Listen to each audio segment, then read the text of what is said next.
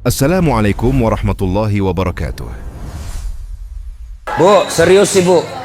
Ibu ngambil uang sogok misal 300.000, ya, lalu ibu makan 40 hari ke depan. Setelah makan uang haram itu, jangan ibu mati. Kalau ibu mati, maka ibu mati dalam keadaan kafir. Kenapa? Ada barang sogok dalam perutnya. Sia-sia bermajelis taklim 30 tahun, sia-sia mengaji selama 10 tahun kalau ibu mau disogok. Bisa? Bisa. Ayo, mari ciptakan Balikpapan pil caleg bersih dari sogok. Bisa? Bisa? Bu, jangan ibu. Ibu tidak usah cemas soal perut. Allah yang ngatur rezekinya ibu. Ibu ambil 300.000, berapa kali makan habis, dosanya dibawa sampai mati. Dan demi Allah, tidak ada orang mati kelaparan di Balikpapan. Kenapa? Allah yang jamin rezekinya ibu. Percaya? Mana buktinya? Saya kasih contoh. Itu perut Allah yang ngatur, rezeki makan Allah yang ngatur. Mana buktinya? Cicak.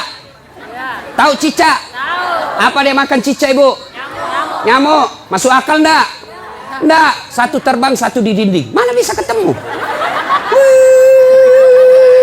Di dinding cicak. Mana bisa? Iya.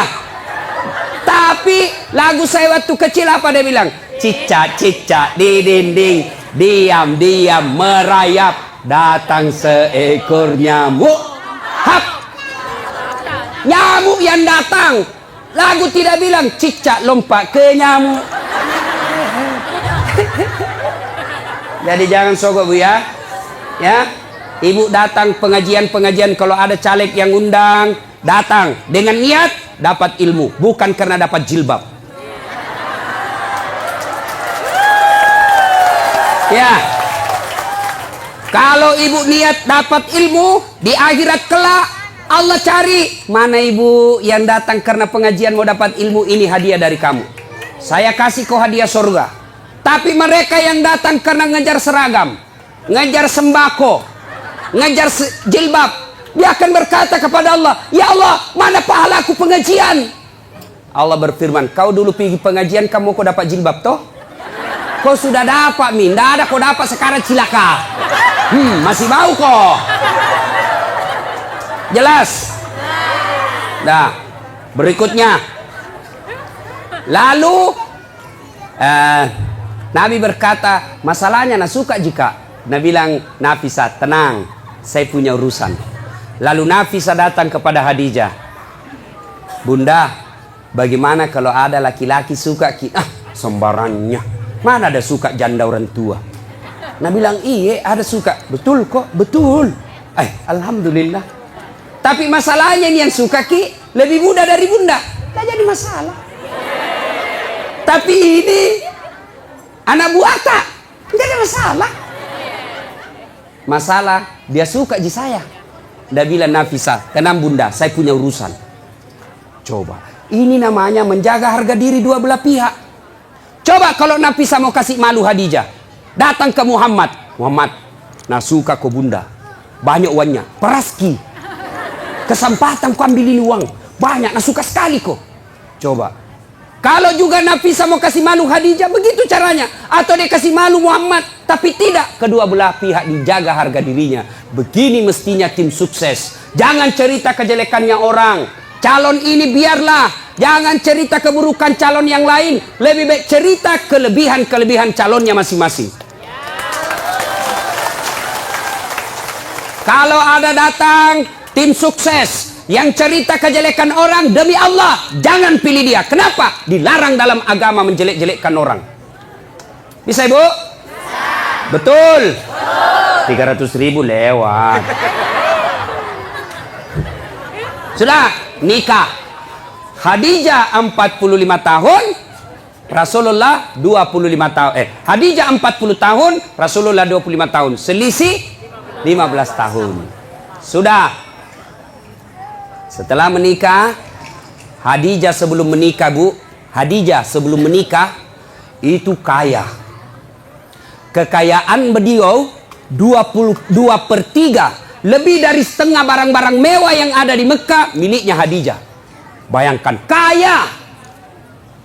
Tapi apa yang terjadi? Setelah menikah dengan Nabi, bangkrut, habis duitnya, kasihan. Suatu kali Nabi tidur di pahanya Khadijah. Tidur di paha Khadijah. Tidur. Ibu-ibu sudah pernah kasih tidur di paha? Nah, ibu-ibu sudah pernah kasih tidur suaminya di paha? Bohong-bohong. Begitu suaminya mau dipakai, gendut sekali. Bagaimana suaminya kada selingkuh? Ibu kada tahu mengurusi. Nah, coba itu Khadijah, ibu.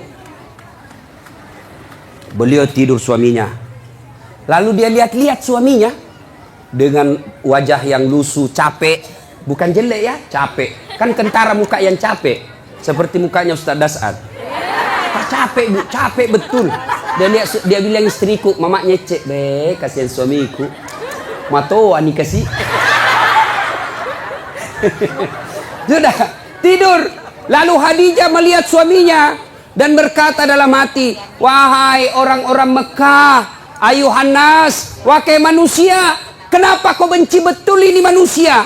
Dia lihat di suaminya, kenapa kau benci betul ini manusia? Tidak pernah bicara kasar, tidak pernah nipu kamu, tidak pernah ngambil barang hakmu, tidak pernah merugikan kalian. Ini manusia kok kamu benci?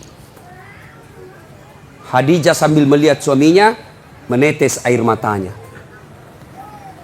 Pas menetes air matanya, jatuh di pipinya Nabi. Nabi terbangun dan melihat dan berkata, wahai Ummul Mukminin, ibunya orang Islam, kenapa kau menangis? Apa kau menyesal menikah sama saya? Tadi kau perempuan janda yang dihormati, sekarang kau dihina gara-gara suamimu saya. Apa kau menyesal karena tadi kau kaya, sekarang kau miskin? Khadijah berkata, tidak demi Allah. Saya tidak pernah menyesal menikah sama engkau ya Muhammad. Malah saya bangga engkau menjadi suamiku. Cuma yang aku pikir, saya sekarang sudah tua renta. Sebentar lagi ajal menjemputku. Hartaku sudah habis. Siapa yang akan menolong engkau nanti ketika ajal sudah menjemput saya? Orang tidak menghina kamu di Mekah. Orang masih malu menyerang kamu karena ada Khadijah, janda bangsawan Mekah yang disegani. Bagaimana nanti kalau saya sudah meninggal? Siapa yang tolong kamu? Siapa kasihan yang kasih bantu lagi kau keuangan? Lalu Khadijah berkata, ya Muhammad, andai saja besok saya meninggal, engkau kebumikan saya dan tulang-tulangku kau bisa jual untuk membantu dakwamu. Andai tulangku laku untuk kau jual untuk bantu dakwamu ya Muhammad. Cintanya Khadijah kepada suaminya. Kita ibu, bukan cinta, naja suaminya. Baru 1 jam pergi suaminya menelpon, di mana kau pak? Ya kau lisu, pulang kok. Awas kok kau ndak pulang kok. Ini. Nggak ada di sini.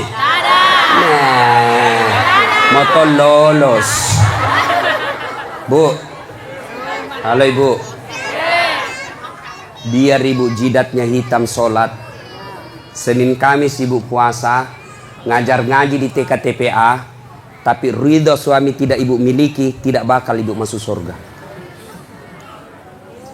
Bahkan Nabi jelaskan, andai saja boleh manusia sujud kepada sesamanya manusia, itu istri saya wajibkan sujud di depan suaminya. Kenapa bisa Ustaz?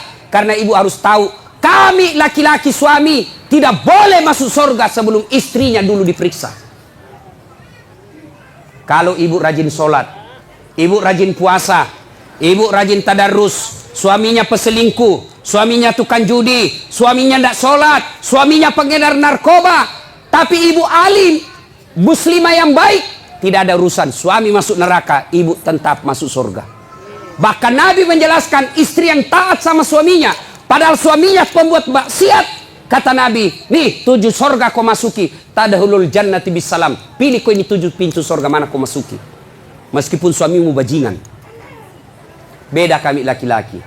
Suaminya ulama, suaminya penceramah, suaminya hafiz Quran, tapi istrinya tidak pakai jilbab. Istrinya suka pi bertetangga bertengkar, suaminya suka menghasut, suaminya suka ngambil kue kalau pi pengantin. Istrinya, ibu-ibu Pak Doko, Yang selalu saya istilahkan ibu-ibu Columbus, kelompok ibu-ibu pembungkus.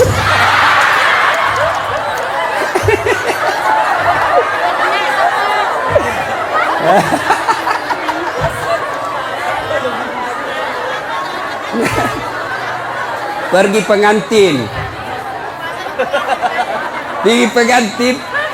nasa begitu turung, pergi membantu padahal membantu kasih habis gue. Jangan bu, tidak boleh ya ibu majelis taklim, tidak boleh ibu Columbus. Nah ya, biar sepupu yang punya acara, kalau tidak minta tidak boleh. Nah, kalau istrinya durjana seperti itu, padahal suaminya ulama, demi Allah, tidak boleh di laki-laki masuk surga sebelum dia temani istrinya masuk neraka.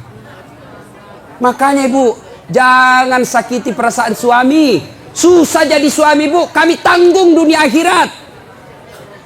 Ini suka dia takut-takuti suaminya. Kalau ada tamunya suaminya, dia tidak ngomong tapi matanya. Ada juga itu istri begitu, dia pelototi mata suaminya. Ada begitu di sini toh? Ada, makanya ibu ketawa. Anu ibu di, saya izin dulu pergi sama temanku.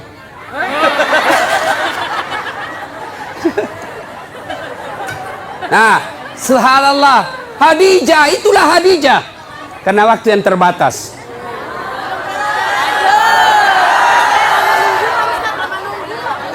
Bu, berapa jam ibu menunggu? 4 jam. Kalau ibu menunggu ikhlas, itu yang nambah-nambah amal. Tidak ada yang sia-sia dalam Islam ibu. Tidak ada yang sia-sia. Menunggu dakwah itu amal. Ibu menunggu. Saya juga menunggu pesawat tadi. Coba sama-sama menunggu. Nah, sampai lagi tadi di pesawat di atas udara, lama dia putar-putar. Kubayangkan lagi mamanya Ece. Bagaimana kalau saya mati? Siapa yang... janda istriku masih muda. Coba. Sampai di sini langsung disuruh ceramah. Ibu cuma diam-diam ketawa.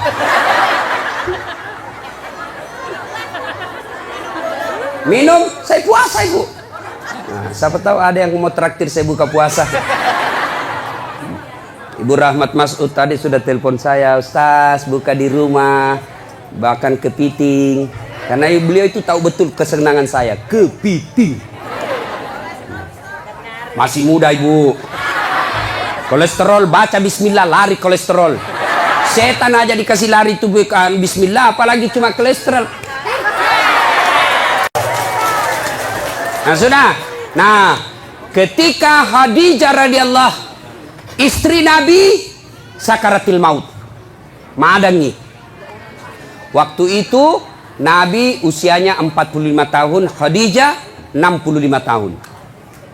Bayangkan ibu, Khadijah sebelum menikah sama Nabi kaya, tapi ketika Khadijah sakaratil maut, baju yang dia pakai baju yang sudah 8 kali tambal. Tahu tambal? Tahu? Bahasa Perancisnya tepengi. Robe tambal, robe tambal, robe tambal, 8 kali tambal. Dan tambalan yang terakhir, tambalan ke-8, tidak lagi pakai kain. Kenapa? Tidak ada lagi kainnya Khadijah. Akhirnya apa? Khadijah menambal bajunya yang bolong ke-8 kalinya dengan cara apa? Dengan pelepah daun kurma. Miskin. Ada kira-kira ibu-ibu mau begini? Kaya, sudah menikah, langsung miskin. Dia bilang, gara-gara kaum itu suami kau adalah, saya banyak uangku tadi kau kasih miskin kah? Keluar kau dari rumah. Khadijah tidak. Masya Allah. Khadijah ketika sakaratil maut sakit, dia panggil anaknya. Siapa namanya anaknya? Fatimah As-Sahra. Dia panggil, Fatimah ta'al. Anakku sini dulu, dengar ini baik-baik bu. Sini dulu nak. Ya bunda. Sampaikan ke bapakmu dulu nak. Kau pergi mintakan Kak Serban. Tahu Serban? Tahu Serban? Itu seperti nak pakai Pak Nur Hadi. Serban. Tapi itu kan gaya-gaya. Tuh. Serban. Kata Khadijah, Fatimah, lo koyo lo kuambok muna. Ilo ngak serban na. nakku, kau pergi dulu ke bapakmu, mintakan saya serbannya yang selalu dia pakai terima wahyu. Saya mau pakai kain kafan, mudah-mudahan kain kafanku itu yang selalu dia pakai terima wahyu. Allah tidak menyiksa saya dari azab neraka dan kubur. Lalu Fatimah berkata, "Mak, kita yang pergi minta." Nah bilang Khadijah, "Saya malu minta sama bapakmu, nak." Masya Allah. Ada di sini malu minta sama suaminya? Ada? Jangan nak minta, nak curi. Hei, sudah nak sembunyi suaminya, nak dapat loh. Nak periksa semua dompetnya. Kayak pencopet. Sampai-sampai ada suami dia bilang istri, "Nah simpang uangnya, ibu." Dibawa bantal, dibawa tempat tidur, dibawa plastik, dibawanya lagi tuh dos-dos, kan dibawanya lagi naik bungkus plastik 4 lapis. Dia bilang, dah dapat istrinya. Langsung istrinya bilang, "Pak, uang apa ini?" Langsung dia bilang suaminya, "Uang sial." Maksudnya apa? "Baten aku sembunyi, kau dapat ji." Ini ibu-ibu sekarang ini pandai cari uang. Iya toh? Pandai cari uang. Di mana saja disembunyi dia dapat semua. Khadijah, apa kata Khadijah? "Saya malu minta sama bapakmu." Bayangkan, habis hartanya untuk nopang suaminya, minta serban, malu. Bayangkan. Didengar sama Nabi. Dengar sama Nabi. Nabi lalu datangi istrinya. "Ya Ummul Mukminin, habis hartamu untuk bantu dakwah, capuk waramparamu malolo tulung. Hanya ini keserban yang kau minta, dan itu pun kau malu menyatakannya." Nabi menetes air matanya. Lalu kata Khadijah, "Saya minta kain serban yang engkau selalu pakai nerima wahyu. Mudah-mudahan kain serban itu jadi kafanku, sehingga saya tidak tersiksa di alam kubur." Mendengar itu datang Jibril. Datang Jibril, bu. Jibril sampaikan kepada Nabi, "Ya Muhammad, sampaikan kepada Khadijah." Masya Allah. Karena Jibril tidak boleh langsung bicara sama Khadijah. Kenapa? Hanya Jibril boleh berbicara kepada Nabi dan Rasul. Namun manusia tidak boleh. Jibril sampaikan kepada Nabi, "Ya Muhammad, sampaikan kepada Khadijah. Ada salam dari Allah untuk Khadijah." Masya Allah. Allah yang titip salam sama Khadijah, bu. Luar biasa. Kita saja titip salam dari orang lain sudah senang. Saya bayangkan, bu. Saya pernah terima ucapan selamat hari raya dari Pak Yusuf Kalla. Ucapan selamat hari raya. Istana Wakil Presiden Republik Indonesia dengan ingin menyampaikan selamat hari raya Idul Fitri, mohon maaf lahir batin. Taqabbalallahu minna wa minkum. Salam hormat Yusuf Kalla, Wakil Presiden Republik Indonesia, kepada saudara Das Atlati. Seterima itu, bu, saya buka, saya kasih lihat semua sepupuku di kampung. Ita ko cule capok. Lihat kok sepupumu. Lihat kok. Itu baru manusia kita sudah bangga. Allah yang titip salam kepada Khadijah. "Ya Muhammad, sampaikan ada salam dari Allah. Dan sampaikan kepada Khadijah, Allah sudah sediakan istana dalam surga." Subhanallah, sudah dalam surga istana lagi. Sampaikan kepada Khadijah, Allah sediakan istana untuk Khadijah yang terbuat dari mutiara. Tidak terbuat dari jamrud, tidak terbuat dari emas, tidak terbuat dari nikel. Terbuat dari apa? Nabi Jibril katakan terbuat dari mutiara. Kenapa? Khadijah punya sifat mutiara. Apa sifat mutiara? Ibu tahu mutiara? Hidup di dasar laut, yang masuk ke dalam perutnya pasir, yang masuk ke dalam tanahnya kerikil-kerikil. Tapi setelah masuk dalam perutnya Khadijah, perutnya mutiara, apa yang keluar? Tadi keluar pasir, tadi keluar kerikil-kerikil batu. Apa yang keluar setelah dia buka cangkangnya? Apa yang keluar? Mutiara. Artinya Khadijah tidak pernah cerita keluhannya kepada orang lain. Ini yang ibu-ibu banyak miliki sekarang. Suka cerita kelemahannya, suka cerita masalahnya rumah tangga kepada orang lain. Bahkan lebih aneh lagi, dia cerita kelemahan suaminya di Facebook.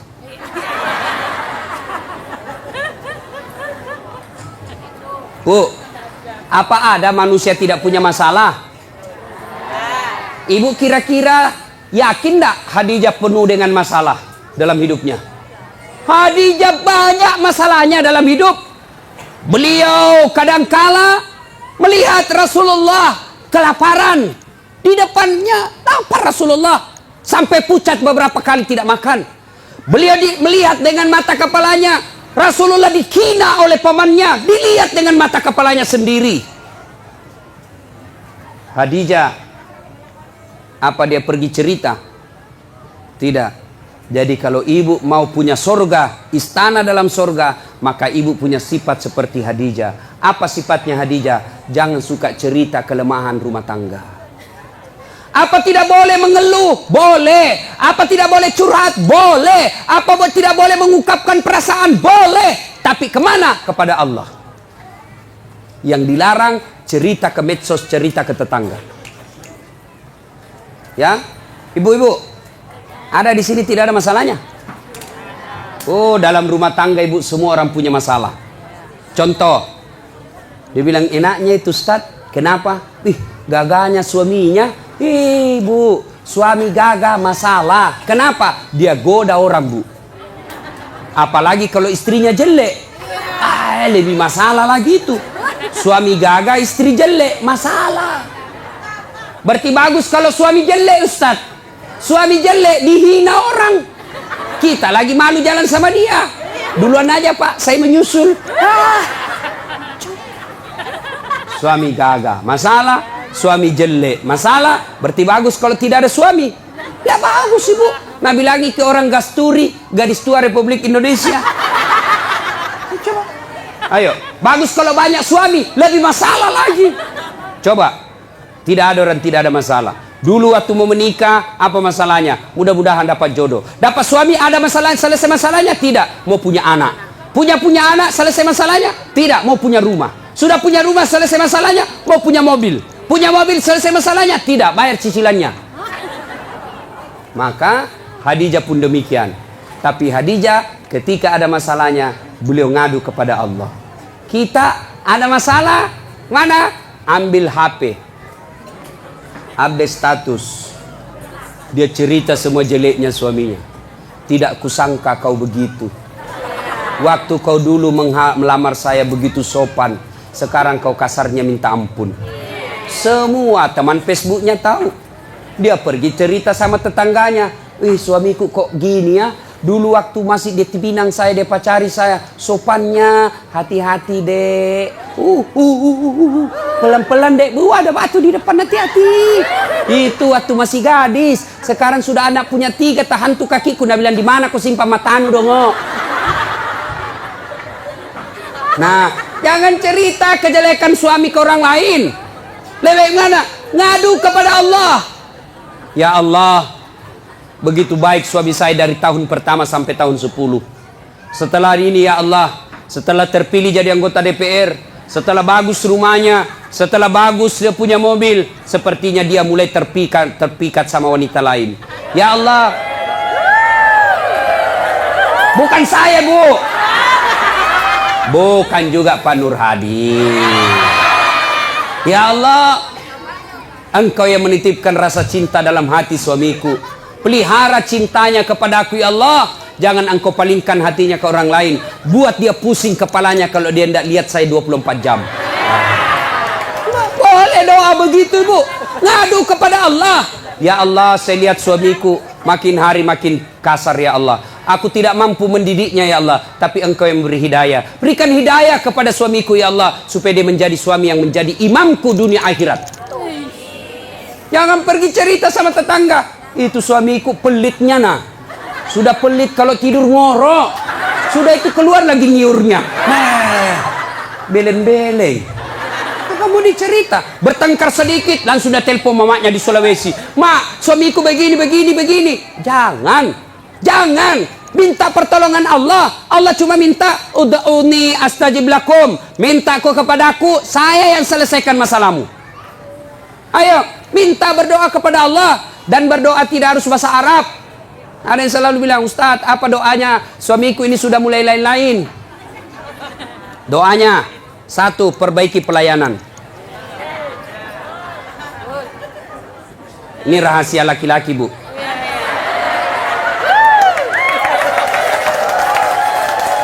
Bu, yang kedua, hormati mertuanya, muliakan orang tuanya, saudaranya juga.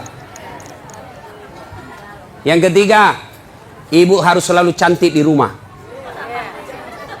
Yang keempat, jangan bicara kasar sama suami. Kalau ibu mampu lakukan ini, suami mau kawin lagi, maka ada yang bantu ibu. Siapa? Mertua. Maka datanglah mamanya, hehehe, agak si melo ma bene. Apalagi kau mau kawin lagi itu, coba lihat itu istrimu, bagusnya Masya Allah. Kalau saya datang ke Balikpapan, saya belum bangun sudah siap sarapan. Saya tidak pernah kasar bicara sama saya. Adik-adikmu dihormati. Kau mau kawin lagi, belum tentu kau dapat perempuan lebih baik dari dia. Tapi ini nah, datang mertuanya kasar ngomong, baru tiba dia bilang, kapan pulang ibu? Pintu bunyi terus, pak. Tidak pernah dihargai saudaranya. Maka begitu pulang kampung ke Sulawesi, apa nak bilang mamanya? Nak, saya kasih sekolah kau itu tinggi-tinggi supaya hormati ke orang. Kenapa justru istrimu tidak hormati kau? Apa itu istrimu itu? Tidak nak hargai saya, tidak nak hargai saudaramu. Padahal kau yang carikan uang. Sudah nih, kawin sama kau lagi. Kalau perlu sembunyi-sembunyi kau saja. Masih mau kau? Tidak. Itu laki-laki bu, terbantu perempuannya. Ini rantasa kita di rumah, bajunya seadanya, pakai daster tinggal sebelah, ada badak picanya, nak kasih bontek matanya, pegang remote control, nonton televisi nangka kakinya, nangka kelepaknya menguap. Bagaimana suami tidak stres? Nak kira Ki King Kong. Ya ketawa, saya serius ini bu. Hancur ibu-ibu ini, hancur. Ya, coba kalau datang suami ibu saupan, assalamualaikum kakandaku Arjunaku. Dia bilang suaminya, waalaikumsalam adindaku Sri Kandiku. Lalu dia bilang lagi istrinya, itawa kakang abangku gaganya hari ini. Langsung dia bilang suaminya, berarti saya jelek kemarin. Ayo bu ya, pertama sifat Khadijah merahasiakan kekurangan dan kelemahan rumah tangga. Jangan cerita ibu, cerita boleh, kemana? Kepada Allah, minta kepada Allah, minta tolong ibu. Kalau Allah yang tolong ibu, biar perempuan apa yang goda suami tidak akan berhasil. Kenapa? Allah yang lindungi suami. Rezeki Allah yang ngatur, berdoa kepada Allah. Suami pergi cari nafkah, apakah sebagai sopir, apa sebagai nelayan, apa sebagai politisi, apa pedagang, apa saja kerjanya suami. Istri yang baik, pergi suaminya, tinggal istrinya sholat duha di rumah. Selesai dia sholat duha, dia berdoa kepada Allah, ya Allah, Engkau yang menentukan dan mengatur rezeki suami saya. Jika rezekinya masih di atas langit, turunkan.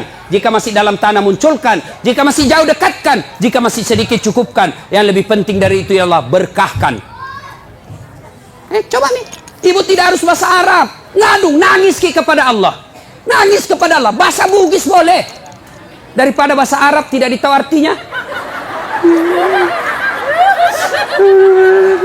Nabalam malaikat, apa maksudnya nih ibu ini? Dia mau doa bukan rezeki dan minta hujan. Tidak harus bahasa Arab. Boleh ibu berdoa begini. Bu, dengar. Ya Allah, Engkau sudah tahu apa masalahku ya Allah. Engkau melarang saya minta tolong kepada manusia. Engkau melarang saya menyembah kecuali kepadamu ya Allah. Maka saya datang kepadamu mengadu ya Allah. Selesaikan masalahku ini ya Allah.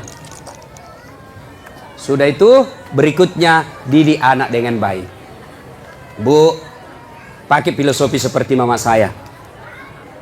Biar saya miskin, biar minda ada sekolahku, tapi kuurus anakku baik-baik. Mudah-mudahan anakku nanti angkat derajatku. Ibu kan tidak mungkin maki jadi camat ibu toh. Tidak mungkin maki jadi di sini jadi bupati, ya susah ibu.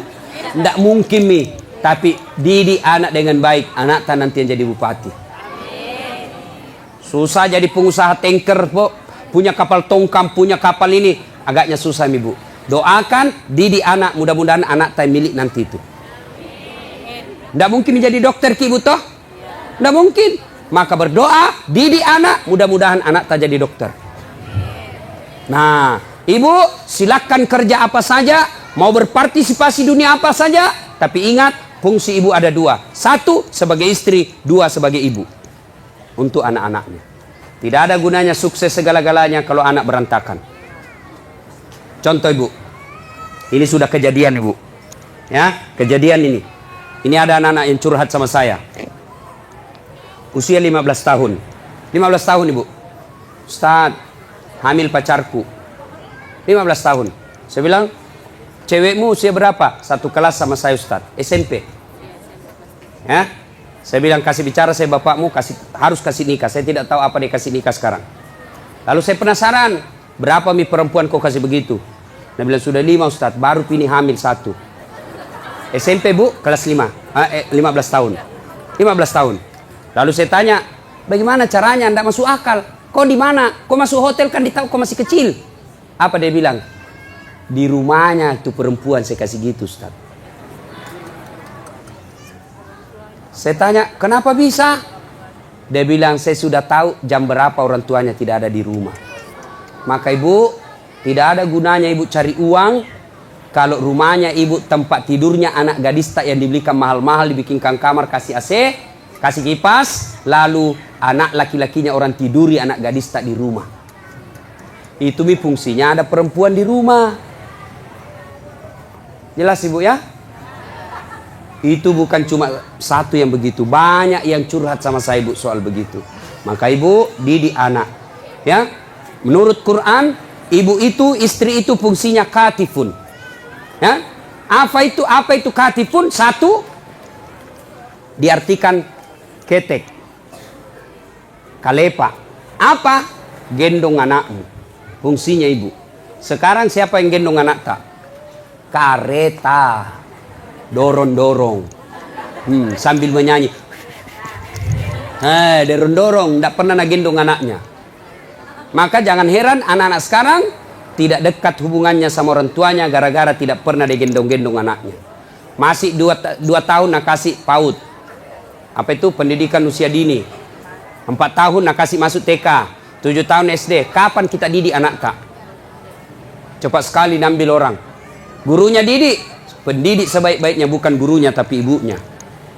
Yang kedua, fungsi ibu menurut Quran. Apa itu? Katifun diartikan dada. Apa itu? Menyusui. Siapa yang susui anak tak sekarang? Siapa? Cak sapi. Akhirnya anak tak sifatnya seperti sapi. Ya? Sekarang tidak mau lagi susui. Nah bilang anu Ustaz, biar seksi. Bahkan ibu-ibu milenial tidak mau melahirkan, semua mau dibelah. Coba. Nah ibu bapak, karena waktu yang terbatas, insya Allah lain waktu dan kesempatan kita akan lanjutkan.